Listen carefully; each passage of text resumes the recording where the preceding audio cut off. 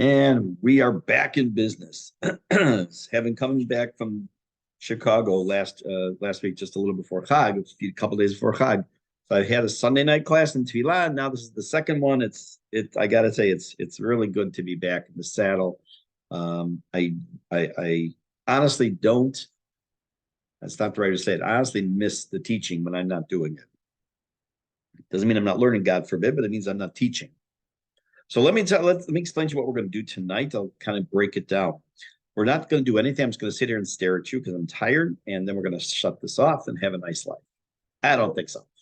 I'm going to give you a little review of just the last major concepts in chapter 16, Perek Tet Zayin, before we move into the end of Tet Zayin. We'll read the last few lines of Tet Zayin, a couple little slides to look at, a bit of an introduction to Yud Zayin. Oh, first, we're also going to have that 5-minute review, and then a little introduction to Perek Yud Zayin, and get into that.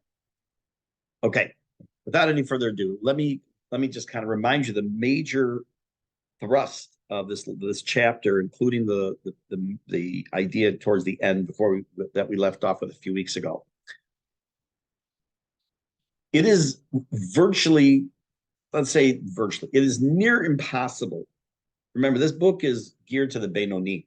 The way that the Admor HaZaken is described is geared to the Benoni, and it's almost impossible for the Benoni to reach a level where his mind and his heart are so into the mitzvah, he's completely connected, has no other thoughts, and is connecting with God. It's nearly impossible most of the time. It can happen. It does happen on occasion. I'm sure we've all sensed and felt that at times. But in general terms, it doesn't happen like that. So his thesis has been that as long as we engage our mind, we say, look, I really want to do the best I can. My brain and my heart I'm not there yet, but I really want to try my best. That already propels that mitzvah up to the highest, almost to the highest possible level. And based on that idea, the Admor HaZaken, also known as the Alter Rebbe, gave us a new interpretation of a phrase that we've heard many times in the Gemara, and he reinterprets it. The phrase was, Machashava tova, a good thought, HaKadosh Baruch Hu mitztarfa lema'aseh. God joins it with an action. And usually the way that's understood is that when a person has good intentions to do something, not just I wake up in the morning and say, I'm going to learn 300 pages of Gemara today, but it means he has intention or she has intention to actually do something. They're going to go to a class. They're going to give tzedakah. They're going to help someone cross through, whatever it is. And something comes up and prevents them from doing that. Hashem, we say that based on that phrase, Machashava tova, HaKadosh Baruch Hu mitztarfa lema'aseh, that Hashem says, it's ki'ilu you did it. That's how we normally understand it. Here, the Admor HaZaken gives a completely different interpretation. He says that the mitzvah is up here. It's hanging up here. And this is the highest you can get to with it. Your machashava is down here. Now, your heart and your actions don't always sync up to connect it and make it all fly up to the best, so to speak, to the heavens. So Hashem says, a machashava Torah, you have a good intention. Your thoughts are there. You really do want to do the best. He connects it to the mitzvah to allow it to go to the highest level. So that machashava Torah, what does it mean, mitzarfa or mitzarfa, depending on how you read it? It connects it. He joins your machashava when you're about to do the mitzvah. The machashava, or the thought process that you really want to do it the best way, to the maaseh, to the actual action, combines those as if you did it the best possible way. Now, we're going to continue. Just a few more lines left in this particular chapter. We'll take a look at those. So if you have the book in front of you, you could take a look. It's just like maybe 4 lines or so from the end of the chapter. I got bit up on my back last night, so sorry if I'm scratching my back. Okay. Tzeruf zeh, this combination, mitzarev HaKadosh Baruch Hu, ha'alot ma'aseh ha'mitzvot, ve'esek ha'torah ha'na'asim, ha'idei machashava tova hanal. Like I just explained, this connection, this combination that Hashem does, he does by taking the ma'aseh ha'mitzvah, the action that we did, or the limud Torah that we did, that were done and driven, were caused to come into effect by our good intention, our good thoughts that we really want to do the best. Hanal Haniskar Leo mentioned earlier. Ad Olam HaBriya, Makom Aliyat Torah v'Hamitzvot. It brings it to the level of Olam HaBriya. We talked about, I did, we saw my Rav from Tanya give a talk on the different Olamot, the different spiritual levels of the world. And again, I'm not going to rehash that now at this moment. It says it brings it up to the Olam HaBriya. It's as if they were done with the proper yir'ah, the proper awe or fear, the proper love, which were driven by the seichel, the intellect, b'itgalut libo mamash, as if they were revealed within the heart. Meaning, what's he talking about? He says that when you kick in your intention, your seichel, your intellect, and say, I want to do this mitzvah, b'dechilu u'rechimu. I want to do it with fear. I want to do it with love of Hashem. That is as if it's now revealed in the heart, and that your heart gets joined into the mitzvah as well. This is the combination God makes. So what about you don't do that? You don't think that way. They still go up to Olam HaYetzirah, to a different level of the spiritual level with the mitzvah.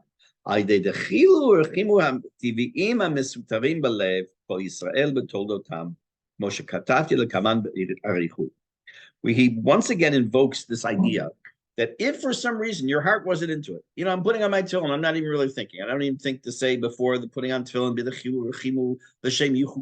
I didn't say anything. And I didn't really think. I'm just, boom, boom, boom, boom, boom. I wrapped the tefillin and I put the tefillin. Even if I didn't have this ma'aseh that Hashem sees and my machashavat tova to join together to bring it up, we still have a backup plan. And what's that backup plan? Backup plan is this ahava mesuteret, this innate hidden love that every Jew has, was he's mentioned before in the past, and he will talk about in depth. And that in depth is chapters 18 through, I think, 26. It's a very long section where that will be one of the main topics. But right now, let's just suffice it to say that he says that we have an initial way of doing this, of enabling ourselves to have this mitzvah go up. Remember, we talked about the God feeding the wings of the mitzvah, again, spiritually speaking, fly up to the shamayim, into the highest level.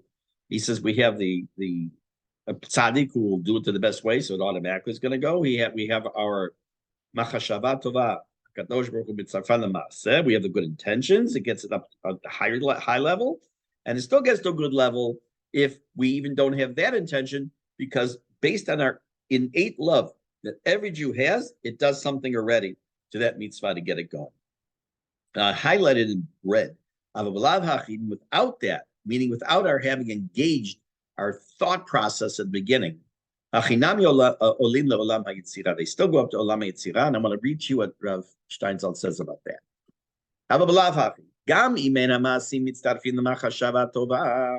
Even if our actions are not connected by God to a good intention, Nami gam kein olim lo'olam hayetzirah the chiluchim u'tiviyim hamesutarim b'leiv kol Yisrael b'toldotav. That's text we just read.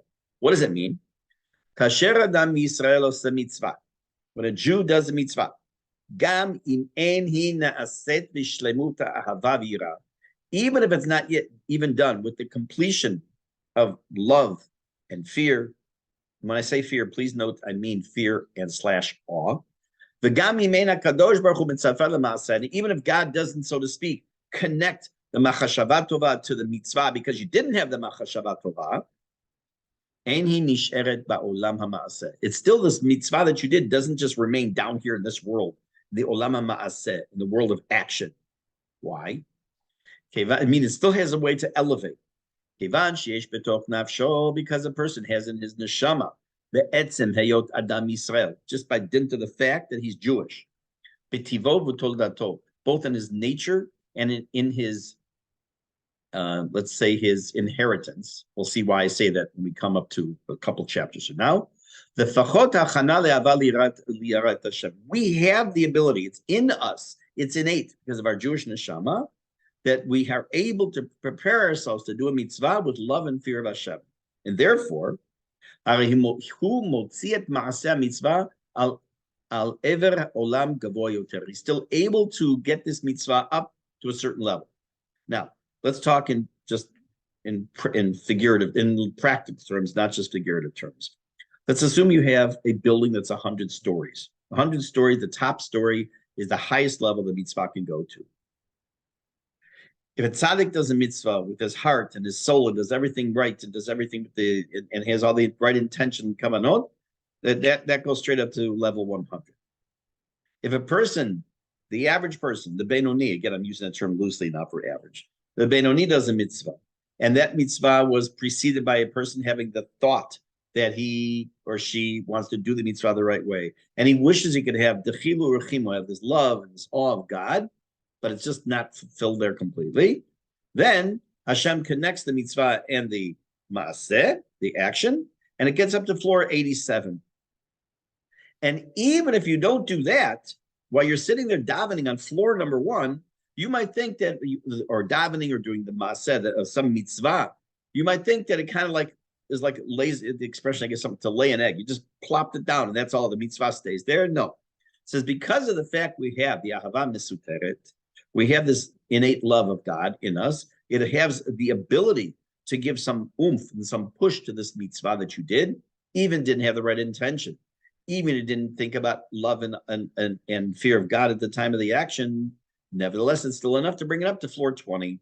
And you're still going to get, it's going to be up there. It's not going to be just hanging down here. What is the purpose of us knowing all this? So in general terms, it's extremely encouraging because one of his theses will be much later in this book is the concept of simcha. He believes that there is absolutely no place except in very limited time, we'll see that much later, for sadness and depression. I'm not talking about a person who's a depressed individual, person. I'm talking about in general. You shouldn't look at your Judaism and say, I stink at this. I am no good. I never think about what I say when I daven. I never think about when I light candles or when I put on tefillin or when I give to that. I never do any of that stuff. It's like everyone else must do that, but I'm the only one who doesn't. And you get yourself down about that. You feel sad or depressed or give up hope. And people, you know, we all know people will sometimes just throw it off and say, I'm out of here. It's telling us that we have, no matter whether we put in zero effort, a little bit of effort, a lot of effort, or a tremendous amount of effort, we have the ability to do something with that mitzvah. It always is going somewhere. It's always moving forward. And we should never, ever get discouraged. I'm going to look at a brief summary here at the end from Rav Steinsaltz. Then we're going to hear from the Rav who we listened to for the 5-minute summary.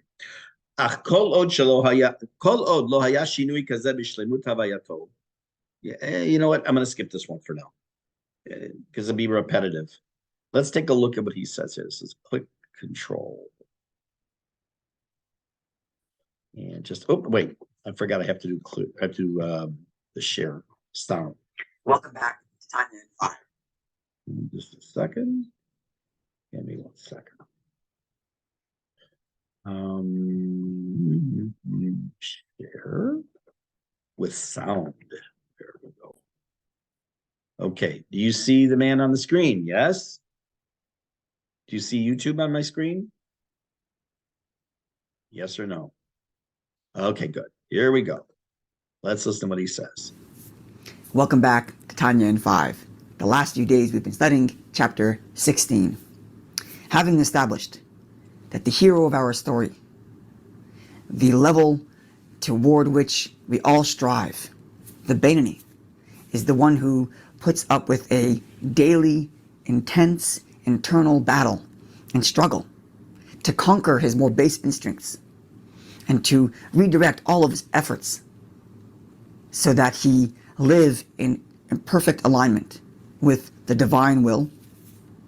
And having touched upon this idea that because the Benoni is invested in such a intense personal struggle that he requires lots of inspiration. Part of that inspiration, if not the primary part of this inspiration, comes from the Benoni's prayer. During prayer, as we talked about in previous chapters, the Benoni contemplates the greatness of God, the beauty of God, the awe and reverence of God. And through contemplation on these matters, he then builds an emotional attachment to God. And even if this emotional attachment isn't fully felt intensely after prayer, nonetheless, that attachment is the motivating factor during the rest of his day so that he can put up with this intense internal battle and struggle. Now in chapter 16, the Alter Rebbe addresses a very serious issue. What does somebody do if they learned about the greatness of God, they learned about the awe, reverence, and beauty of God, and they spent the time during prayer to think about it and contemplate it, consider it, as described in previous chapters. But the feelings just don't come. Not because he's doing anything wrong or because there's anything wrong with him. It's just the way he's made. There are some people who are more quick to emotional attachment. And some people are just not that way. And they understand the beauty of God. They understand that this is the most lofty pursuit in life, and yet they don't have or feel that emotional drive to get them to do and behave in accordance with that. So what does this person do? Says the Alter Rebbe, instead of feeling down and out over the fact that you're trying so hard and not feeling anything, says the Alter Rebbe, use that to your advantage. Push the envelope further. Think and consider, how should I feel?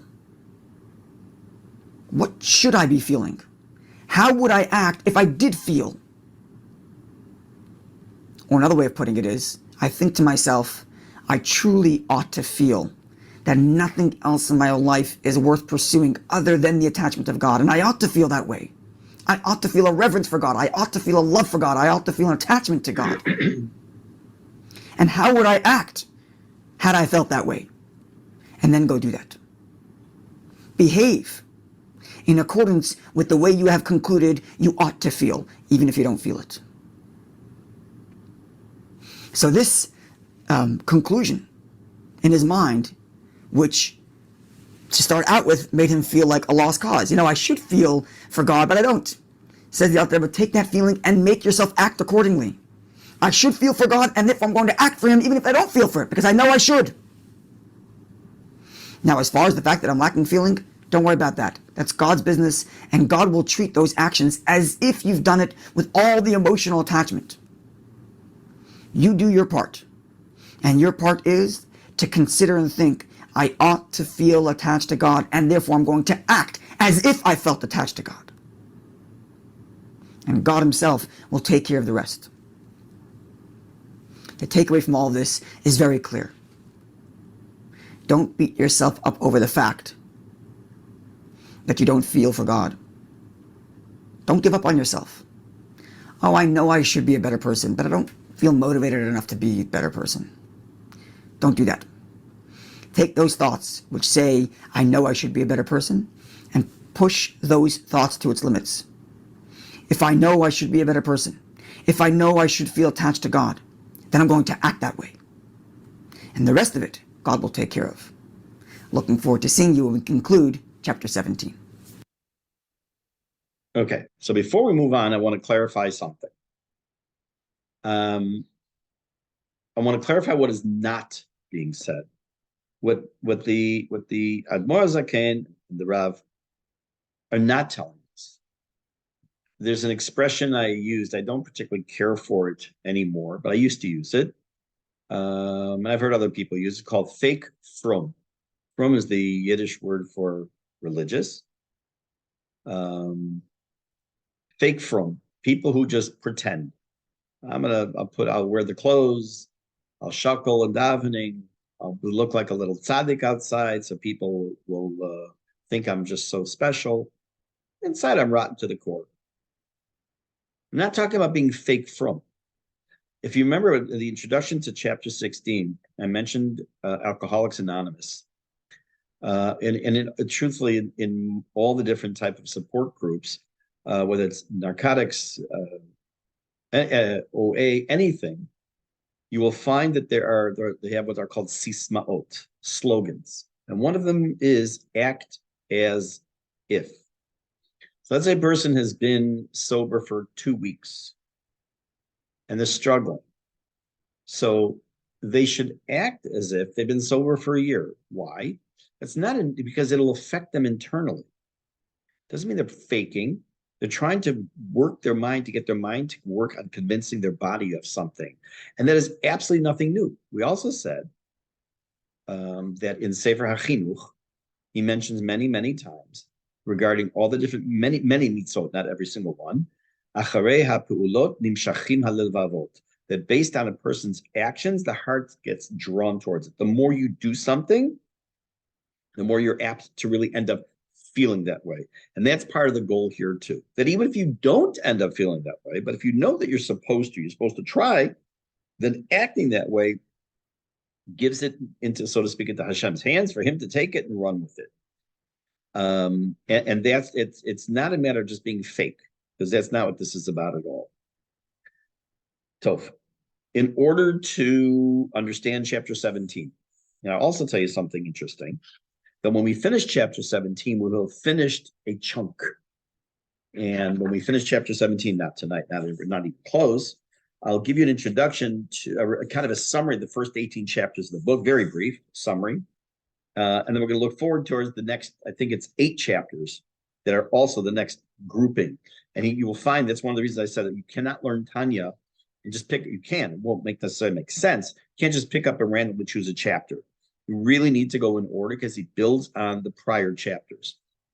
So in order to understand the beginning of chapter 17, we're going to go all the way back to the very first class. Well, the first one that we actually learned, not the introduction. Okay, so let's take a look at something here.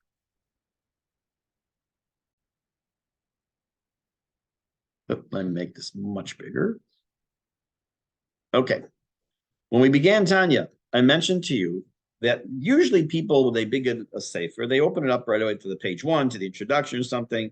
But the important thing is in this book is to read the Sha'ar HaSefer, the overleaf or whatever it's called, the page, the introductory page, with the title page. There's the word I was looking for. Because in that title page, he sets down the goal of this book. He says like this, I'll read from the top, and I'm read up until just right here, just a few lines. Okay. So we know, first of all, that he, in a very humble way, says that he is a malaket. Malaket meant that he is a person who like kind of just draws from other places. It's not necessarily original idea. He says, okay, I'll take a little from here, take a little from here. I'm going to put it together. That's what I'm doing. This is the first section because he has other sections. There's Igeret HaTshuva. There's a whole bunch of other books that go with this. He calls it the Sefer Shel Beinonim, which we've said hundreds of times already over the last year and a half, because that's who the audience of this book is. He talked about Rasha, dismissed it. Talked about Tzaddik, dismissed it, because most people are not Rashayim, Baruch Hashem, and sadly, most people are not Tzaddikim. So who's this book for? The Beinonim. And what is it? Melukat mipi sfarim u'mipi sofrim kedoshei elyon. Miusad al pasuk. It's a book that is a gathering of various books and Sifrei Kodesh. That's not what it means. I'm not going to review what it means again, though. And it's based, he says, this entire book, all 53 chapters, are based on a pasuk. It's as follows. Ki karov elecha hadavar me'od, the thing, keeping mitzvot, is very attainable. Very attainable, not attainable. It's close to you. It's karov me'od. Beficha, in your mouth, uvilvavcha, in your heart, la'asoto, to do it. Right? He says, I'm going to explain, leva'er hetev, I'm going to clearly or very well explain, echu karov me'od, how it's exceedingly close to you and attainable to do mitzvot, b'derech aruka uktzara bezrat Hashem yitbarach, both in the terms of the long way to get to there and the short way. And we said back then that bezrat Hashem does not mean he's hoping to do this with God's help, but it's part of the formula, how we do it with Ezrat Hashem. So the basis of this entire book is these words, that this matter, the idea of doing mitzvot, is exceedingly attainable. And what is it? Beficha u'v'levavcha la'asot tov. So those three words, we should already recognize the key words we've used thousands of times already, probably, which is to do something with your mouth, with your heart, and physical action. What were those things? That was machashava, dibur, ma'aseh. Machashava is the thought or the heart. Now, these are not in that order, and we'll see why eventually. Dibur is the speech, that's beficha. Lasoto is the ma'aseh, is the action. So he claims in the opening of the book that doing mitzvot, keeping Shabbat, putting on tzitzit, taking challah, trumot masot, easy. No, it's easy. It's extremely attainable. I shouldn't say the word easy. It's not what he says, but it's exceedingly attainable. And that's, our seichel tells us differently. It's not. You really have to work at it. You got to learn. You got to review. You're always learning something new, hopefully. And it's not so easy to do mitzvot. Sometimes it's very difficult. So what does that mean? Maybe if he had said, that it's attainable, it's achievable, it's close, maybe. But he says, karov me'od. It's exceedingly easy to attainable. So back then, when we brought up this question in the first class, I said, eventually we're going to get to that. And that's what chapter 17 is going to deal with. How in the world could he say it's attainable? Now, the truth is, having finished chapter 16, you may already understand in your mind how it's attainable easily. But let's not jump the gun just yet, because we need one more piece of information.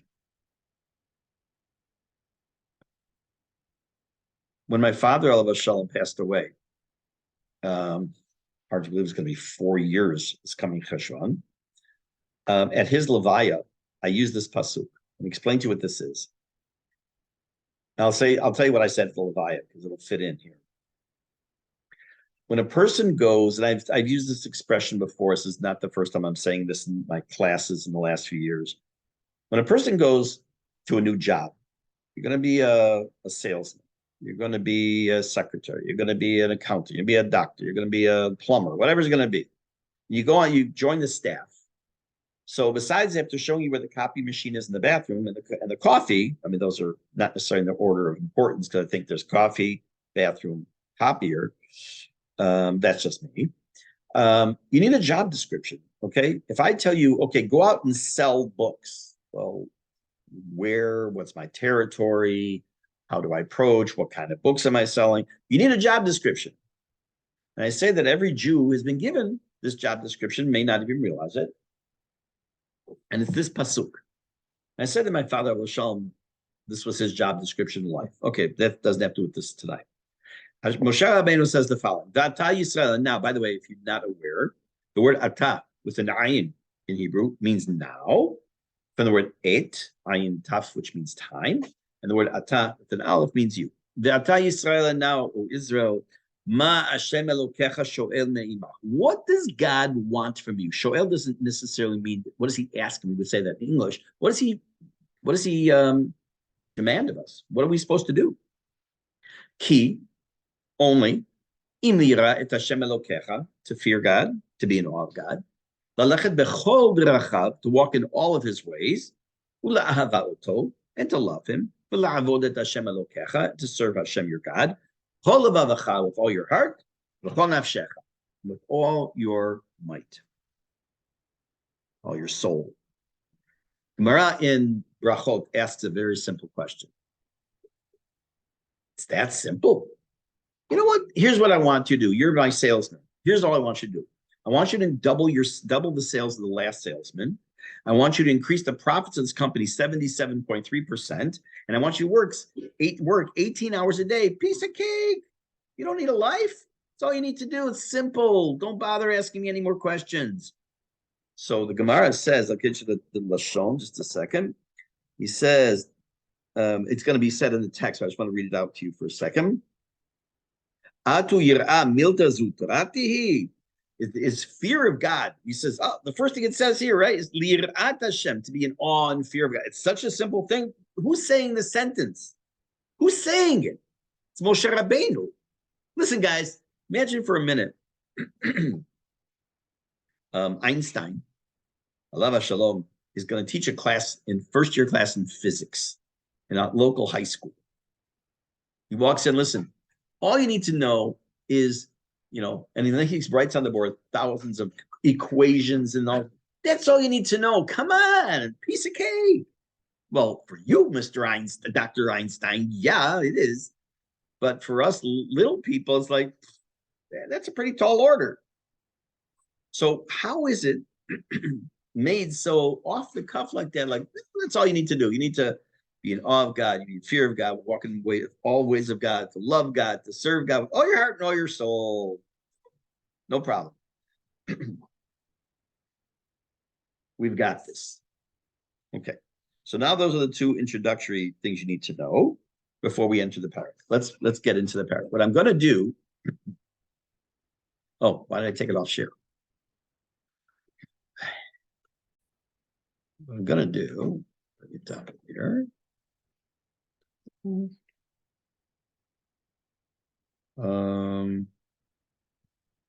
a second. Oh, I flipped these two pages. Here, I flipped them by accident. Okay, so that's fine. I make this a little smaller. Okay. In the text, we're going to start now, chapter 17.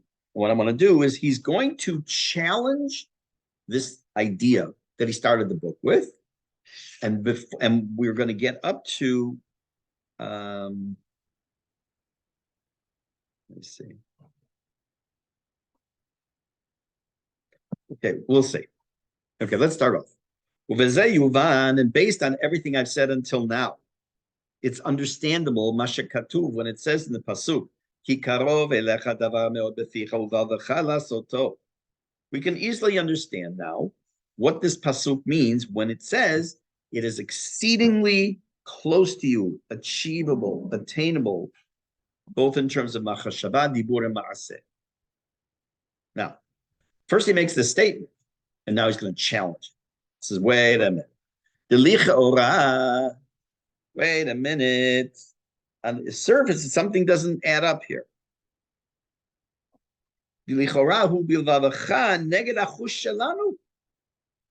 idea that it's so simple that we can inculcate into our hearts this love of God and this this burning love of Hashem, which we know that's not true.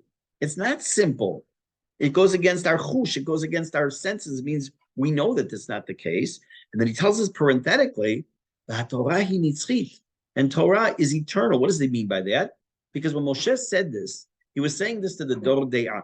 He was saying this to the generation that went through the Midbar, and with all their faults and everything, as we're starting to read now in Sefer Bamidbar, that they made many mistakes, but they were still on such a level, such a high level. And yes, they're tzaddikim who are simply able to connect with Hashem to their heart. But the Torah's nitzchit means it's for everybody.